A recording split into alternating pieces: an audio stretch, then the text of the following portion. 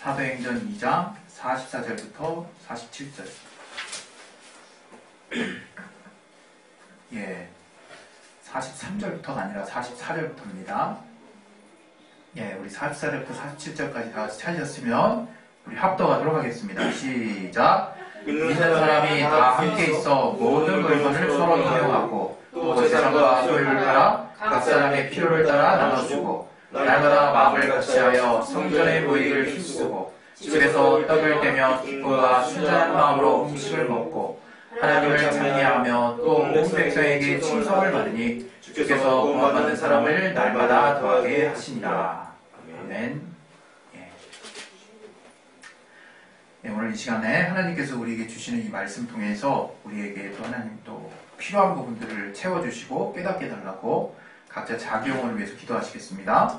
하나님 아버지, 우리에게 참한 믿음을 주시고 감당한 능력 주시고 또 오늘 하나님이 우리에게 주신 말씀 통해서 우리가 깨달을 수 있도록 도와주시옵소서. 아버지, 말씀을 전하는 자나 말씀을 받는 분들이나 동일하게 하나님의 성령에 감동되게 도와주시고 우리가 하나님의 말씀에 깨어있을 수 있도록 도와주시고 그 말씀에 반응할 수 있도록 역사해 주시옵소서. 주여 인도하시고 도와주시옵소서. 감사하며 예수 이름으로 기도했습니다. 아멘. 하나님은 우리를 만족해 하시는 분이십니다. 어떻게 보면 이 만족해 한다라는 뜻이 우리가 하나님 중심으로 신앙생활을 한다라고 생각을 하기 때문에 우리가 만족을 얻는다라고 표현하는 것이 왠지 좀 불편하고 또 우리 중심으로 뭔가 설명하는 것이 아닌가 이제 이런 생각을 가질 수가 있습니다. 그러나 우리가 신앙생활을 한다는 건 보이지 않는 하나님을 우리가 만나야 되는 것이기 때문에 또 그 하나님이 우리에게 어떤 영향을 끼쳤는지를 아는 데서부터 신앙이 출발하기 때문에 하나님이 과연 내 삶에 또 나에게 만족을 주시지 않는 분이라고 한다면 사실 주님을 향한 소망도 가질 수 없고 주님을 향한 믿음도 사실 거짓말일 수 있습니다.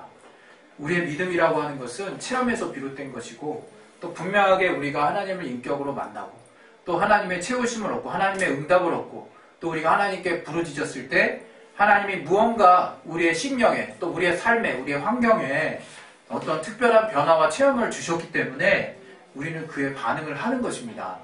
그냥 밑도 끝도 없이 그냥 성경이 이렇게 말하기 때문에 우리는 믿음이 좋기 때문에 또 우리는 또 다른 사람보다 영리하기 때문에 또 우리는 성령을 받았기 때문에 다만 하나님을 이해할 수 있고 알 수 있다 그냥 이렇게 설명한다고 되는 것이 아니라는 말씀이죠.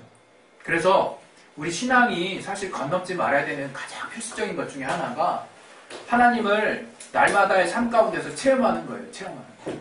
그것은 되게 어렵지가 않은데 우리가 그것을 어떻게 체험하는지를 잘 모르기 때문에 체험하는 거에 익숙지가 않아요. 체험한다는 것은 다른 것이 아닙니다. 하나님이 자신을 분명히 2000년 전에 아들 예수를 통해서 다 드러내셨죠. 그러나 이제 그 아들조차도 이제 하늘 보자 하늘에 올라가셨습니다. 그래서 우리 안에 이제 남아있는 것은 무엇이냐? 하나님이 한 분이시기에 우리가 이해할 수 없는 우리 머리로는 이해할 수 없는 하나 되심 안에 우리가 하나님을 체험하고 있지만 좀 더 구체적으로 표현해서는 성령께서 우리 안에 지금 함께하고 계시는 거예요. 우리가 임마누엘 이렇게 얘기한다고 할 때는 성령 하나님이 우리와 함께 하시는 것입니다. 그래서 그 하나님을 통해서 우리는 실질적인 체험을 할 수 있는 거예요. 그냥 우리가 밑도 끝도 없이 매일 성경 잘 보고 열심히 보고 교사들의 말씀 잘 듣고 설교자들의 말씀 잘 듣고 이런다고 신앙이 성장하는 것이 아니라 물론 그것도 신앙을 성장하는 데 중요한 근본을 제공해 줍니다. 그러나 그것을 내가 집에 가져가서 그것을 내 안에 두고 그것을 내가 고민하고 그것을 나의 삶 가운데 어떻게 적용하려고 힘쓰는 나의 의지와 노력이 없다면 그 신앙이 구체화되는 것은 사실상 불가능해요. 우리 신앙이 구체화된다는 것은 바로 내 신앙이 성장한다는 걸 말하고 내가 하나님을 안다는 걸 말하는 거예요.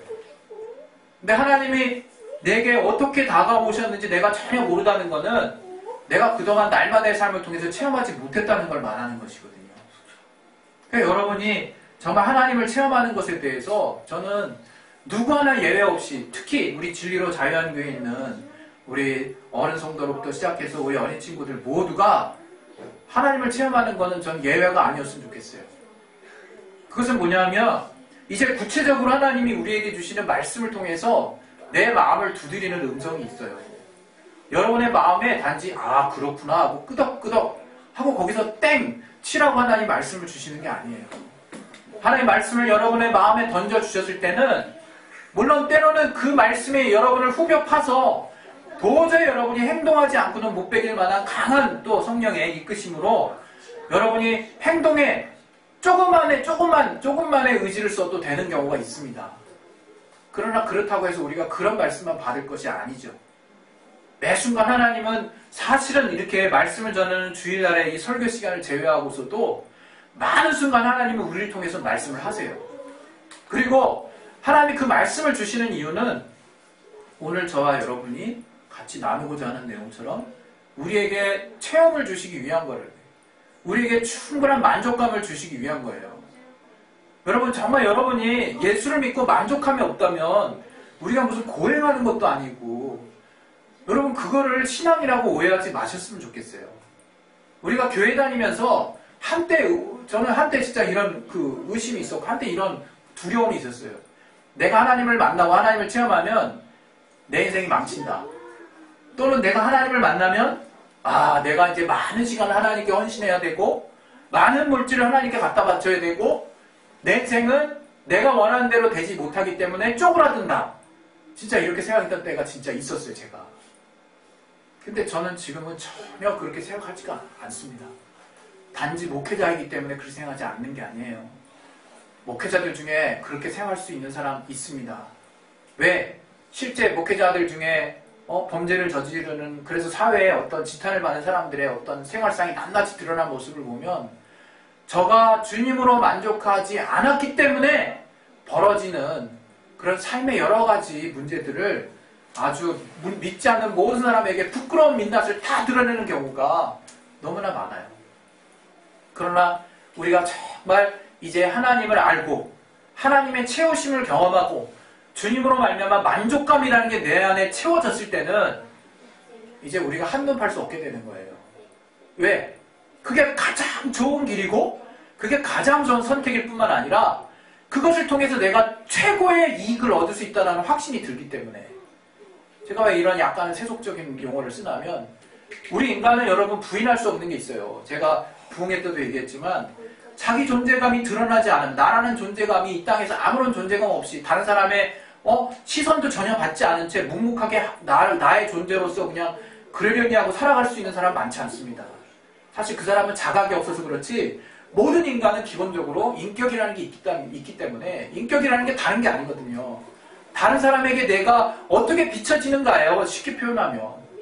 내가 어떤 사람으로 비춰지는가에 대한 그런 많은 갈망이 있기 때문에 우리가 하나님 앞에 어떠한 존재로 비춰지는가도 중요할 뿐만 아니라 다른 사람들 앞에 어떻게 비춰지는가도 너무나 우리에겐 중요한 겁니다.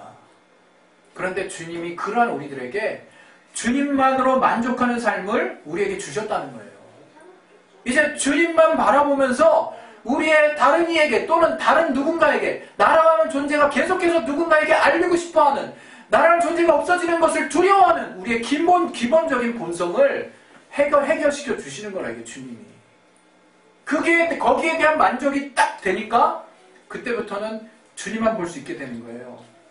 그때부터는 주님을 위해서 다른 사람이 별로 선호하지 않는, 붙들고 싶지도 않은 그러한 삶이 가능해지는 거예요.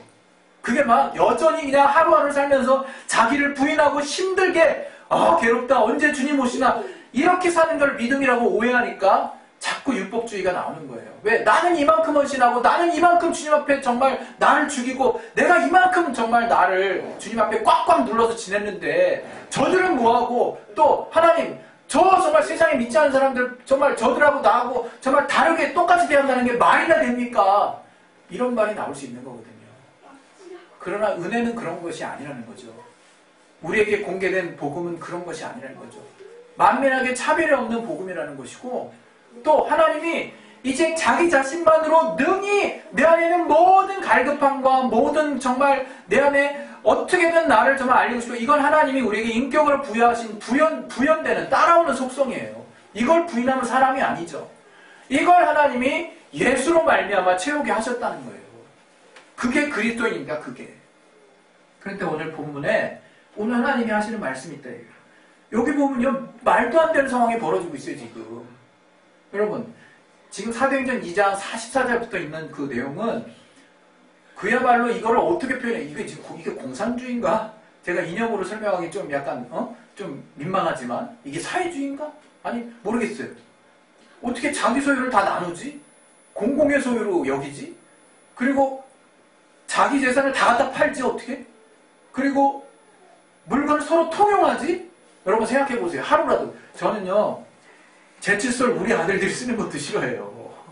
제 웃돌이 우리 아내가 아주 편하게 그냥 어쩔 땐 성주 주고 어쩔 땐 막 다른 애들 주고 그래요. 왜? 나보다 애들이 키가 크니까. 막 그냥 저는 어느 날 보니까 내가 좋아하는 책 옷들이 다 없어. 다 갖다 그냥 갖다 그냥 버린 거 그냥. 물론 이제 이렇게 얘기하면 또 우리 아내가 오해할 수 있지만 이제 이따가 또 이제 말싸움을 해야 되겠지만 제 생각엔 그렇죠. 제 생각에는 내가 애지중지 뭔가 다루고 했던 것들이 다 막 없어져버리고 막 그냥 그래요. 근데 제 안에서도 약간 이제 공유의 개념이 늘어나는 것 같아요. 가족과 함께 하면서. 하나님이 이러라고 하나님이 나에게 연단시키시는 건지 모르겠지만, 물론 제가 자녀들에게 뭘 주는 걸 아까워서 이러겠습니까? 모르겠어요. 그냥 내가 가진 기본 속성이 그래요. 내 거 누가 침발라 넣으면 싫고, 내 분량에 누가 건드리면 싫고, 그냥 그런 거죠. 어떻게 보면, 전 이게 사람이라고 생각합니다. 자기 거에 대한 소유욕이 없는 사람을 전 사람이라고 생각하지 않아요. 그거 너무 당연한 거죠. 우리가 살면서. 우리가 교회 안에서도 오해할 수 있어요. 우리가 막 그냥 신앙 좋으면 다 갖다 퍼주고 막 이런 사람 천성적으로 퍼주는 사람이라고 오해하는데 아닌 거죠. 아닌 거죠. 누가 천성적으로 퍼주고 좋아합니까? 그냥 자기가 받은 은혜를 따라서 이 사람이 긍휼하게져서 자기를 정말 내어놓는 거죠. 교회는 그런 사람들의 그런 부족하지만 자기의 욕심이 있고 소욕이 있지만 그것들을 내려놓는 사람들이 모여서 아름다운 모습을 이루고 있는 거예요. 그러면서도 계속 갈등하는 사람들의 모임인 거죠. 저는 그게 교회라고 생각합니다. 그런데 오늘 믿을 수 없는 광경이 우리 앞에 지금 펼쳐진 거예요. 그렇게 살아가는 것까지 이해하는데 여기 딱 보면요. 완전히 재산을 공유하고 나누는 지금 삶에 대해서 얘기하고 있어요. 그러면서 불과 이게 사도행전 2장에만 나오는 게 아니라 또 저 뒤에 가면 또 8장에도 나오거든요. 그러니까 이 사도시대 예수님이 천국에 정말 승천하신 이후에 그 바로 뒤에 있는 사도들의 이 시대 때는요. 이 성령이 역사하시던 때는 잘은 모르겠지만 예수님을 막 믿고 종종 적지 않은 사람들이 재산을 나누고 또 자기 것을 나누고 통용하는 것이 아주 일반적인 모습으로 나타났다는 것을 우리가 이 성경을 통해서 볼 수 있는 거예요. 그러면서 우리가 지금 이 시대에 이 교회에서 목사님들이 무슨 얘기를 하느냐? 너가 가진 것을 다 내놓으라 얘기하시는 거죠. 그럼 우리는 마음이 뜨거워지면서 다 갖다 바치죠. 여기에 한 가지 문제를 지적하려고 합니다. 저는 이 성경에서 인간이 소유하고자 하는 그 욕심을 인간이 또 소유해야 만족감을 누리는 부분에 대한 성경의 가치가 나와 있다고 생각해요. 이 성경에. 그래서 하나님이 너희가 이 땅에서 정말 뭔가를 위해서 나를 위해서 나를 따르고 배나 부친을 다 버려두면 그 다음에 바로 보상에 대한 이야기를 하시는 거예요. 그럼 다 버려두라. 그게 최고다. 그리고 아무 보상도 없고 아무런 약속의 말씀도 없어. 그리고 그렇게 따르라고 얘기하셨다면 그렇게 따라가면 되죠 우리가. 그게 진정이라면. 근데 꼭 하나님이 보상에 대한 이야기를 하세요. 저는 그게 우리 인간이 기본적으로 보상 또는 소유에 대한 것을 하나님이 아신다라고 생각하고 또 그것에 대한 개념이 다 틀리지 않았다고 생각해요. 그러나 문제는 뭐냐? 우리는 이제 예수 믿는 자라는 것을 아까 처음에도 말씀드린 것처럼 더 나은 가치, 훨씬 더 업그레이드 된 가치, 훨씬 더 귀한 거, 훨씬 더 압도적인 걸로 우리가 과연 갈아탄 자들이냐 그걸 묻는 거예요 지금. 그 가치가 우리는 예수라고 하는 것이고 그 가치가 돈으로도 환산할 수 없는 은혜라고 하는 가치고 그것이 우리가 일생을 살아가는데 그 어떤 동력보다 가장 근본적인 힘을 제공해 줄 수 있는 원동력이라고 말하고 있는 것이고 소유욕을 얘기하지 않는 게 아니에요. 그것으로 과연 우리가 붙잡고 살고 있느냐를 물어보고 있는 거죠. 그리고 또 하나 있어요. 이 성경은 오히려 또 이 소유에 대한 부분도 얘기하지만 분배에 대해서 엄청나게 관심이 많아요.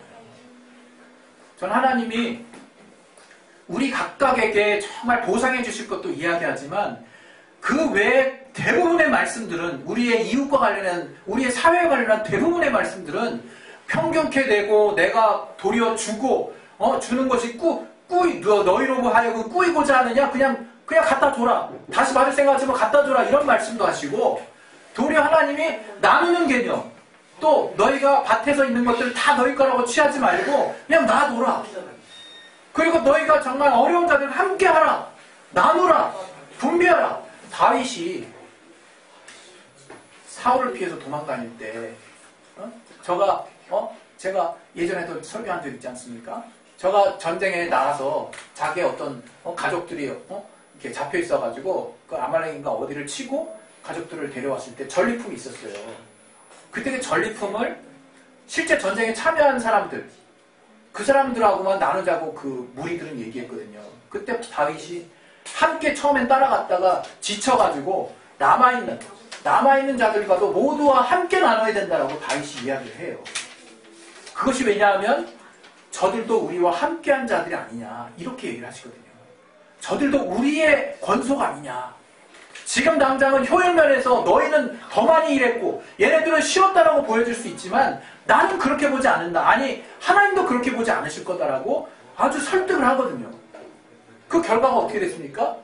저들 모두에게 전리품을 나누는 결과를 이뤘고 이런 다윗이 말했던 이러한 규례, 이러한 어떤 말의 명령이 저들에게 있어서 이후에 그 후손들이 계속해서 지키는 규례가 됐다고 나와 있어요, 성경에. 그게 뭐냐면 이 성경에 특이하게 공평하게 나누는 개념이 있다는 거예요. 또 어려운 자와 함께하는 개념이 있다는 거예요. 저는 오늘 여러분에게 드리고 싶은 말씀이 바로 이겁니다.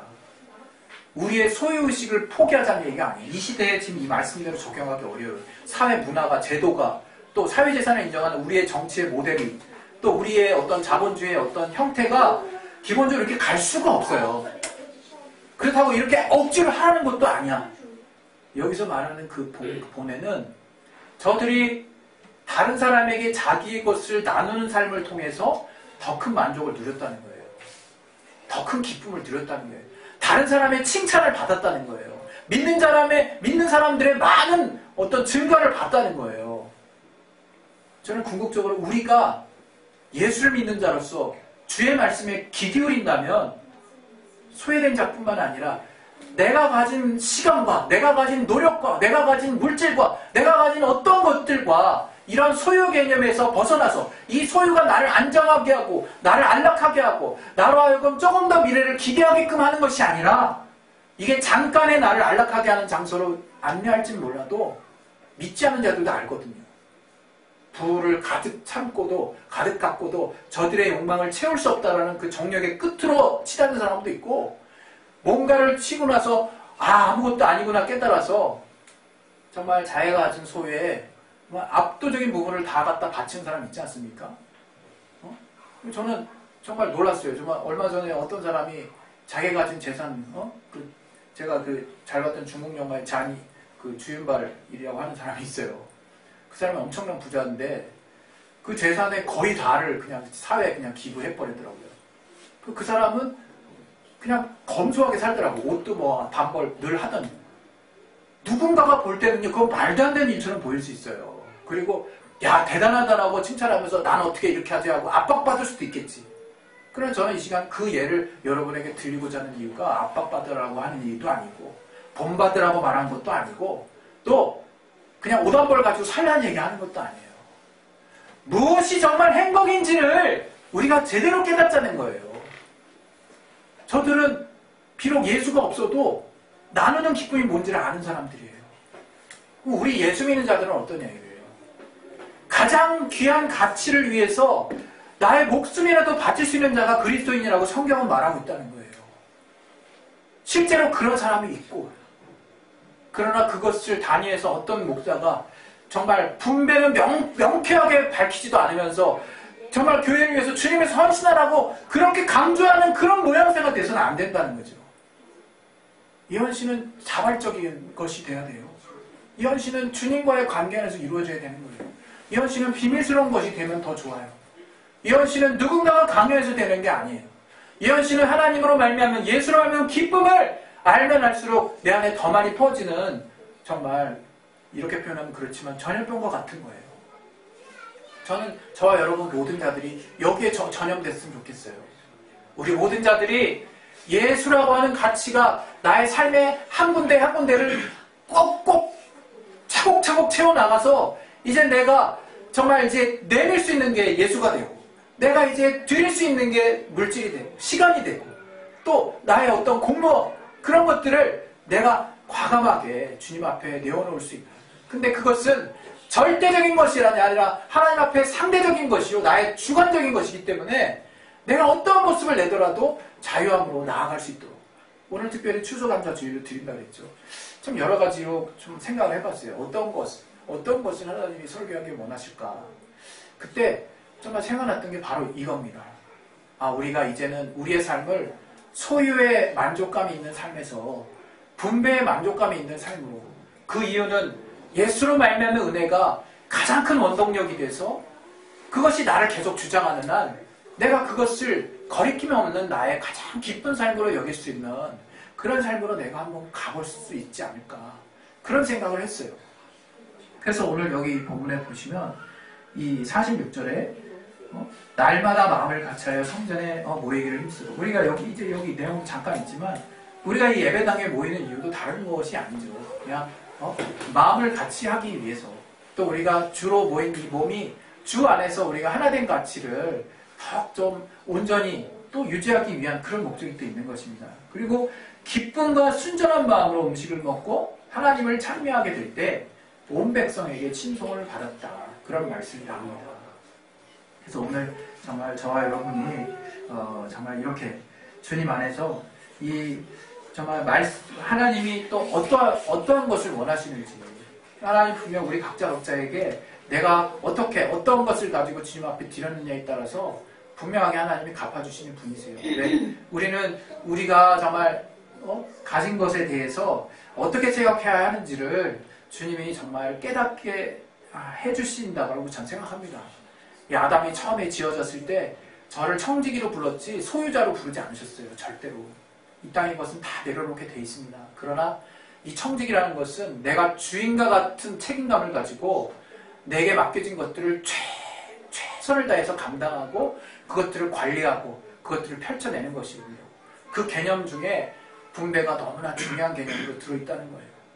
우리에게 맡겨주신 것들을 내가 이웃과 우리 주변에게 나누는, 그래서 우리 지식 기부라는 것도 있죠. 우리 사실 특별활동이라는 게 뭡니까? 우리 특별활동이 바로 우리 집사님들의 그 달란트와 또 우리 또 성도님들의 달란트를 우리 그러한 도움을 필요로 하는 자에게 무상으로 공급해 주는 거 아닙니까? 이것도 정말 그런 하나님을 향한 그 근본적인 마음을 갖지 않고는 사실 힘든 거죠.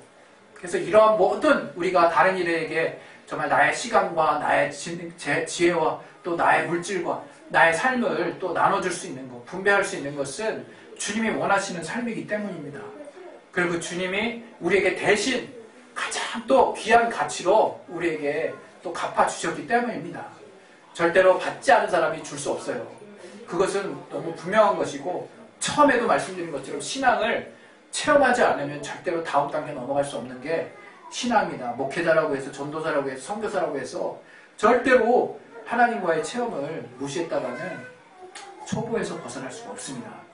우리 시간에 이제 하나님 앞에 우리 기도하실 텐데요. 기도하실 때 오늘 여러분에게 드리고 싶은 말씀은 제가 다 한 것 같습니다. 오늘 하나님 앞에 우리가 이제 기도하실 텐데, 기도하실 때 정말 주님이 채워주시는 기쁨으로 가득했으면 좋겠어요. 그리고 그 기쁨은 여러분 또 이 땅에 있는 또 내가 뜻하지 않은 물질이 될 수도 있고요. 또 여러분이 전혀 기대할 수 없었는데 하나님이 기대하게 하시는 이 땅의 삶의 어떤 구체적인 결실일 수도 있습니다. 그러나 그것보다 더 본질적으로는 그것을 주시는 주님이 우리에게 모든 것이 되기 때문에 우리는 늘 만족할 수 있다는 것을 잊지 않으시길 바랍니다. 우리 시간에 예수 양반으로 기도하실 때 주께서 우리에게 모든 삶의 또 근본이 되시고 기쁨과 만족의 기본이 되심을 우리가 알았사오니, 이제 내가 주를 향해 달려나갈 때마다 주님과의 또 말씀을 따른 삶을 정말 순종해 나갈 때마다 체험케 하시고 채워주시고 만족케 하심으로 내가 이제 내게 있는 것들을 다른 사람과 나누고 그것을 통해서 더 기쁨이 내게 들어오는 것들을 내 삶 가운데 구체적으로 체험할 수 있도록 하나님 도와달라고 우리 시간에 예수의 한 말씀을 기도하겠습니다. 예수!